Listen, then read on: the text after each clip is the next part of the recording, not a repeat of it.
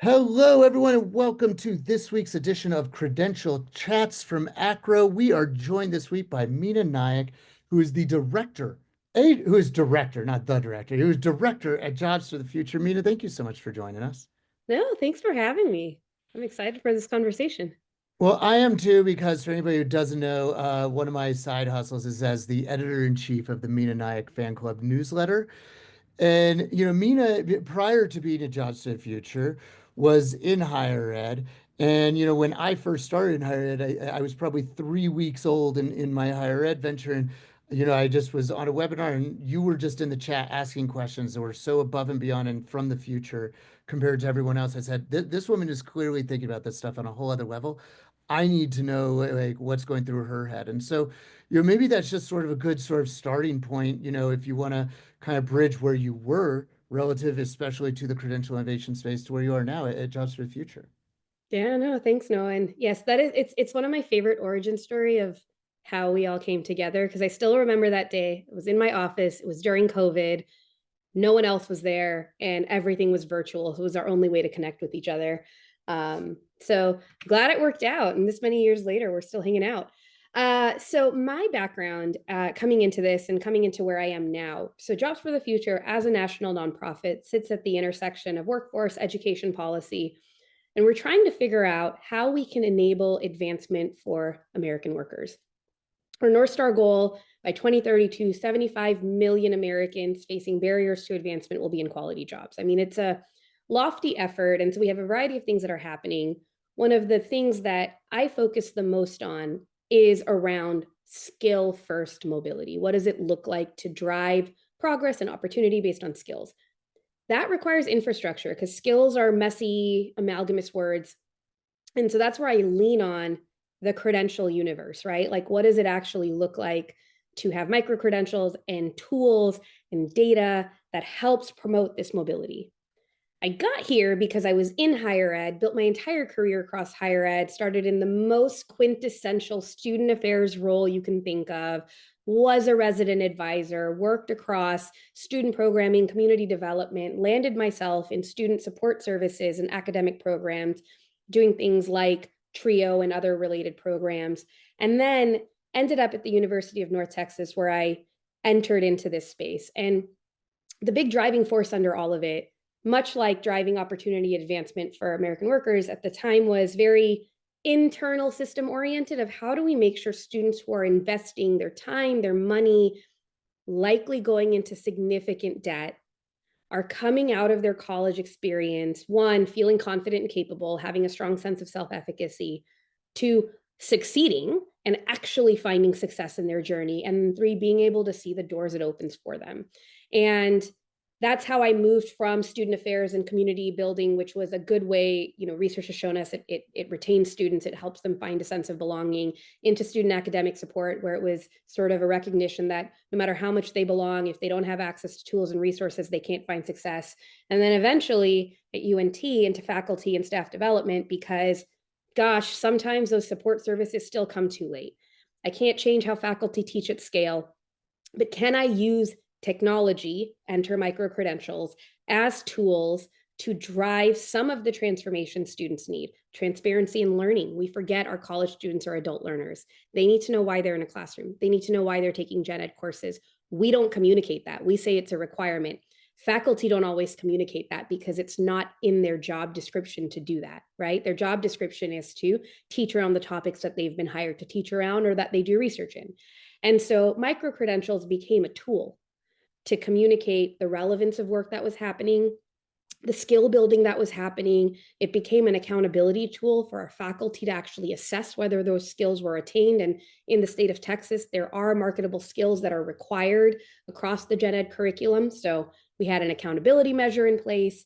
And then, of course, for students, it gave them in their hand a reminder of how their curriculum, their journey, their process was adding up to something that was likely going to get them towards the goal that they most likely had, which, if it wasn't a primary goal, it was somewhere on their list of, I got to get a job. Got tired of working within systems, because within systems, it's its own closed boundary network within a university. I can't influence outside of those walls. And that's how I ended up at JFF, trying to now work across all the systems. That was a very long answer. I hope that was okay. Oh, it was amazing, especially as you were going, you kept answering questions that I was writing down to ask you. And I would disagree with your inputs because you definitely continue to influence people like me who are in systems. And you kicked off with, 75 million sounds like this big audacious number. And yet for a lot of us in higher ed still, we're aware that there's 40 million plus Americans with some college, no credential. And so, we actually, I think that you are giving us reason to be hopeful that the big audacious number is actually totally achievable when we think about how we, through recognition of skills, can really help people realize personal, professional, and career and financial mobility. You talked about data, you talked about meaningfulness, you talked about relevance, and you also used the word use. That we're equipping our learners with these storytelling narratives in the form of learning records that they actually use. And so, can you just share just some ideas you have that when you think about what it means to use their learning records, what that means to you? Yeah, absolutely. You know, so learning and employment records, right? So LER is the acronym that means nothing to most people, but that we use a lot. When we think about digital micro credentials, digital badges, any of those, any digital record, they could conceivably be a learning or employment record. They are an evidence of something that I did, either through completion, through some sort of grade requirement and whatnot. Right now, what we have, which is not particularly user friendly, are transcripts. And we have a diploma. I have the most expensive piece of paper as a college graduate that I will ever own. I don't know where it is. I found my master's degree still in the mailing tube I got it in over a decade ago. And it's the most expensive piece of paper I have. And that tells you that it does not carry utility. I can't do anything with that piece of paper.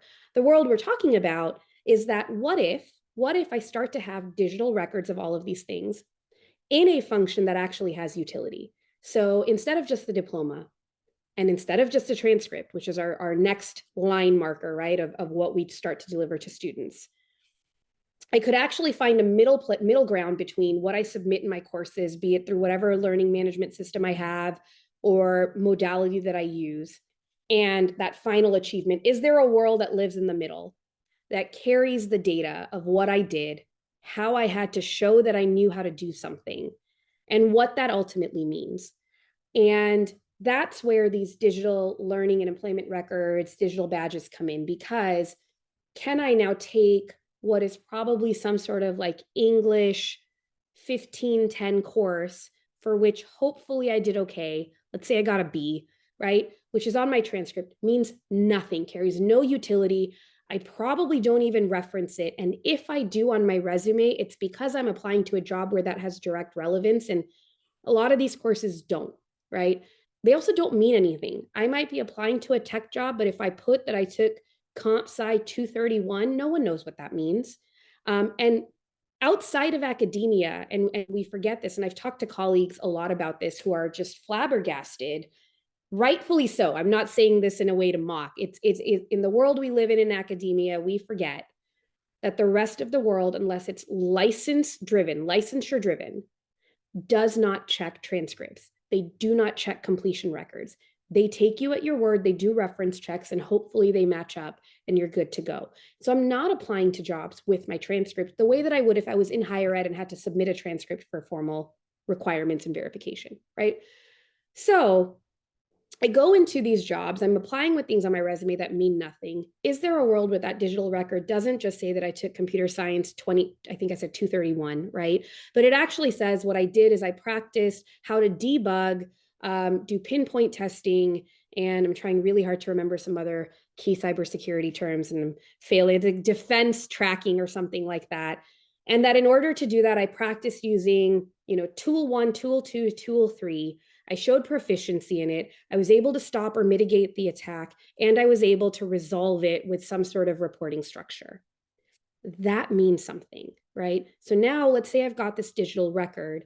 Ideally, if it's endorsed by the institution from which I earned it, and if the rest of the technology systems around me, be it hiring systems, applicant tracking systems, and so on, can ingest that badge data. So I'm able to send my digital badge or my digital credential to that entity and say, I am applying to this job. Here's my resume. Here are 4 digital micro credentials, learning records that I have that are further evidence of my ability. And the metadata carried within that matches up to descriptions or line items in the job description. And that now starts to increase the rigor and trust by which I engage, right? That's the utility that right now my diploma that sits still in its mailing tube somewhere back here does not do for me.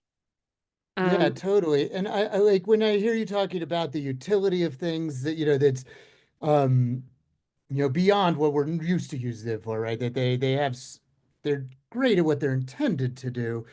But when we think about, being they're being used by these other audiences like hiring managers, like admissions officers, that that there's opportunities to unlock opportunities without using proxies for what we hope happen, but actually surfacing what did you actually know and do when you took this course. I mean, I'm a great example of that, as somebody who majored in Spanish, and it wasn't until later in life that I could actually speak it. But one of the things that I'd love is for you to share as an example of that I think in your work at UNT, to my knowledge, you might have been the first and only person in the country, kind of leading the charge on this, was a neat way of doing that with the data of where we have in these digital credentials a field for alignment, where you were actually finding how do these learning outcomes, or how do some of these things that learners know and can do align with things from outside UNT that we can point to that are going to be meaningful and relevant to consumers like employers. Can you maybe just briefly share kind of what you were doing with that and how that just helps us take us this future world of operationalizing using our credentials in meaningful ways that are trusted? Yeah, I would say like a couple of things were true in that, right? So for anyone who's not familiar, at the University of North Texas, when we were launching our digital badges, our digital micro credentials, and what we called marketable skills, think critical thinking, problem solving, communication, teamwork, so on. Uh, what we did is we didn't force faculty to change how they were teaching. We didn't try to compete with the registrar. We didn't try to compete with any of our formal academic records. What we actually did is we grafted alongside of it and said, hey, you're going to take this course. It's going to get transcripted. You're going to get credit. That transcript still exists. Also, while you're in this course, you're doing 3 assignments that are high stakes enough where we are individually assessing or measuring what you're doing in critical thinking, teamwork, and communication. I'm just going to use those 3, right?